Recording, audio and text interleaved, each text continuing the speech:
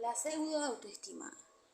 Algunas veces vemos a personas que disfrutan de un éxito mundano. Son ampliamente estimadas o tienen una apariencia pública de seguridad y no obstante están profundamente insatisfechas, ansiosas o deprimidas. Pueden proyectar la apariencia de ser eficaces y respetadas. Pueden tener la persona de la autoestima, pero no su realidad. ¿Cómo podríamos entenderlos? Hemos notado que en la medida en que fracasamos en desarrollar una auténtica autoestima, la consecuencia se manifiesta en diferentes niveles de ansiedad, inseguridad y duda de nosotros mismos.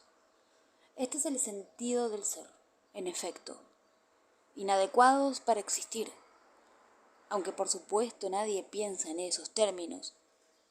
Quizá en su lugar uno piensa, hay algo que no funciona en mí, o quizá me falta algo esencial. Este estado suele ser doloroso. Y porque es doloroso, a menudo tendemos a evadirlo, a negar nuestros miedos, a racionalizar nuestro comportamiento y a crear la apariencia de una autoestima que no poseemos. Hemos desarrollado lo que conceptúo como una pseudoautoestima.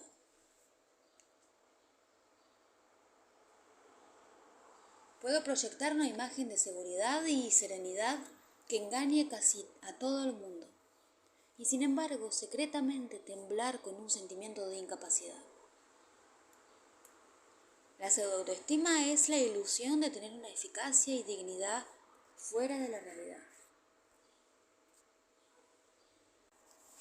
Es algo irracional, una autoprotección para disminuir la ansiedad y proporcionarnos un sentido falso de seguridad para aliviar nuestras necesidades de una auténtica autoestima. Al mismo tiempo que permitimos que las causas reales de su carencia permanezcan sin ser examinadas. Se basa en valores que no se relacionan con aquellos que quieren una genuina eficacia y respeto, aunque algunas veces los valores no carecen de mérito en su propio contexto. Por ejemplo, una casa grande puede ciertamente representar un valor legítimo, pero no es una medida apropiada o prueba de eficacia y virtudes personales. Por otro lado, el que nos acepten en una banda de criminales no es generalmente un valor racional, ni tampoco refuerza la auténtica autoestima, lo que no quiere decir que pueda proporcionar temporalmente la ilusión de seguridad o el sentimiento de tener un hogar o una comunidad. Nada es más común que el perseguir la autoestima por medios que no pueden ni podrán funcionar. En vez de buscar la autoestima a través del conocimiento, la responsabilidad, la integridad, la buscamos quizá por medio de la popularidad, de adquisiciones materiales o proezas sexuales. En lugar de valorar la autenticidad personal, valoramos el poder pertenecer a un club apropiado, a una iglesia adecuada o a un partido político adecuado. En lugar de practicar una autoafirmación adecuada, nos sometemos de forma poco crítica a nuestro grupo particular. En vez de buscar la dignidad a través de la honestidad, la buscamos a través de la filantropía. Debo ser buena persona, hago buenas obras. En lugar de aspirar a ser competentes, la habilidad de conseguir valores genuinos, quizá persigamos el poder de manipular o controlar a otras personas. Las posibilidades de engañarnos a nosotros mismos son casi ilimitadas. Todos los callejones sin salida en los que nos perdemos sin darnos cuenta de que lo que deseamos no puede comprarse con una moneda falsa. La autoestima es una experiencia íntima, reside en el centro de nuestro ser. Es lo que yo creo y siento acerca de mí mismo, no lo que alguien piensa y sienta sobre mí. Este hecho tan simple apenas puede exagerarse. Mi familia, mis compañeros, mis amigos me pueden amar. No obstante, yo no me amo a mí mismo. Puedo ser admirado por mis socios y sin embargo considerarme a mí mismo sin valor. Puedo proyectar una imagen de seguridad y serenidad que engaña a casi todo el mundo y sin embargo, secretamente temblar con un sentimiento de incapacidad. Puedo satisfacer las expectativas de los demás y sin embargo fracasar ante mí mismo. Puedo ganar todos los honores y sin embargo sentir que no he realizado nada. Puede que los demás me adoren y sin embargo despertarme cada mañana con un enfermizo sentimiento de engaño y de vaciedad. Alcanzar el éxito sin lograr la autoestima positiva significa estar condenado a sentirse como un impostor, que ansiosamente espera que se le desenmascare. El hecho de que nos alaben no ayuda a crear la autoestima, ni tampoco la crea la erudición. Las posesiones materiales, el matrimonio, la paternidad, los esfuerzos filantrópicos, las conquistas sexuales o el estiramiento de la piel. Estas cosas algunas veces nos hacen sentirnos mejor, temporalmente, o más cómodos en situaciones particulares. Pero el confort no es la autoestima. La tragedia de la vida de muchas personas es que buscan la autoestima en diferentes direcciones, que no son la propia, y por lo tanto fracasan en su búsqueda. En este libro vemos que la autoestima positiva es mejor entenderla como un logro espiritual, es decir, como una victoria en la evolución del conocimiento. Cuando empecemos a entender la autoestima en este sentido, apreciaremos la tontería de creer que solo si conseguimos crear una impresión positiva en los demás, disfrutaremos de un buen respeto a nosotros mismos. Dejaremos de decirnos solo que consiguiera que me ascendieran,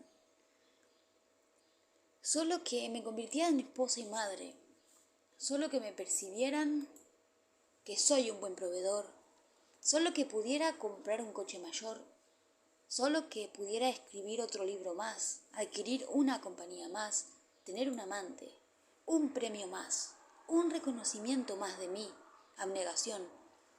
Entonces realmente me sentiré en paz conmigo mismo. Si la autoestima es el razonamiento de que soy apropiado para la vida, la experiencia de ser competente y tener valía, si la autoestima es la conciencia de autoafirmación, una mente que confía en sí misma, nadie puede generar y sostener esta experiencia sino yo misma. Desgraciadamente, los maestros de la autoestima no son menos impermeables a la adoración de falsos dioses que los demás. Recuerdo una conferencia pronunciada por un hombre que ofrece seminarios de autoestima al público en general y a empresas. Anunciaba que una de las mejores maneras de aumentar nuestra autoestima es rodearnos de gente que tiene un buen concepto de nosotros. Pensé en la pesadilla de personas con una autoestima baja, rodeadas por la alabanza y la adulación, como las estrellas del rock que no tienen ni idea de cómo consiguen estar donde están y que no pueden sobrevivir un día sin tener que recurrir a las drogas. Pensé en la futilidad de decirle a una persona con una autoestima baja que se siente afortunada si es aceptada por cualquiera, que la forma de elevar la autoestima es buscar solo la compañía de admiradores. La única fuente de la autoestima es y solo puede ser interna, en lo que hacemos, no en lo que los demás hacen. Cuando la buscamos en lo externo, en las acciones y las respuestas de los otros, nos abocamos a la tragedia. Ciertamente es más inteligente buscar compañeros que sean amigos de nuestra autoestima que buscar sus enemigos. Unas relaciones que te alimentan obviamente son preferibles a las que te envenenan. Pero mirar a los otros como fuente primaria de nuestros propios valores es peligroso. Primero, porque no funciona. Y segundo, porque nos exponemos al peligro de convertirnos en adictos a la aprobación. No deseo sugerir que una persona psicológicamente sana esté afectada por la retroalimentación que reciba de los demás. Somos seres sociales y ciertamente los demás contribuyen a la percepción de nosotros mismos, como veremos más tarde. Pero la gente tiene diferencias muy grandes respecto a la importancia de la retroalimentación para su autoestima. Personas para quienes casi es el único factor importante y personas para quienes la importancia es mucho menor. Esto es básicamente otra manera de decir que hay inmensas diferencias en el grado de autonomía de las personas. Los innovadores y los creadores son personas que pueden aceptar la soledad en mayor medida de lo normal. Después de trabajar durante muchos años con personas que están infelizmente preocupadas por las opiniones de los demás, estoy totalmente convencido de que el medio más efectivo de liberarse es elevando el nivel de conciencia que uno aporta a la experiencia propia. Cuanto más eleva uno el volumen de las señales internas, más tenderán a volver las señales externas a un equilibrio adecuado. Como escribí en el respeto hacia uno mismo, esto supone aprender a oír al cuerpo, aprender a escuchar las emociones, aprender a pensar por uno mismo. En los siguientes capítulos diré más acerca de cómo se puede hacer esto. Independencia. La alternativa a una dependencia excesiva en la retroalimentación y en la aprobación de los demás es un sistema de soporte interno bien desarrollado.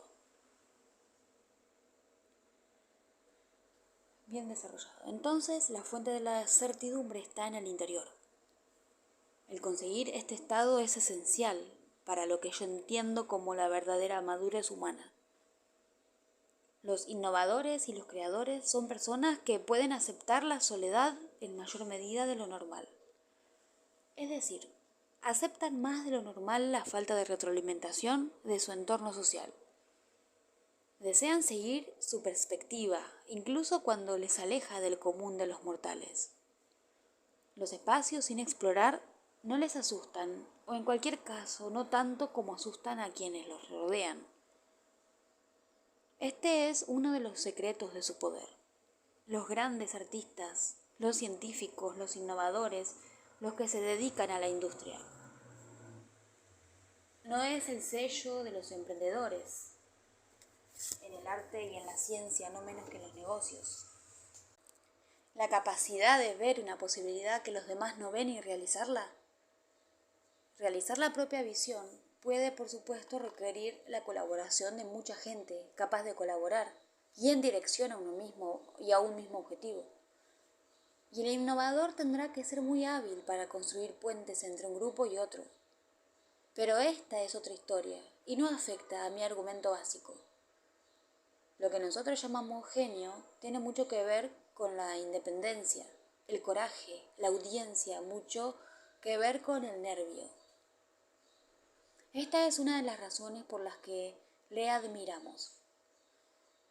En un sentido literal, ese nervio no se puede enseñar, pero podemos apoyar el proceso por medio del cual se aprende.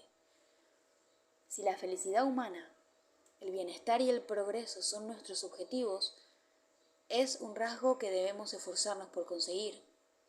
En las prácticas de crianza del niño, en las escuelas, en las organizaciones y sobre todo en nosotros mismos.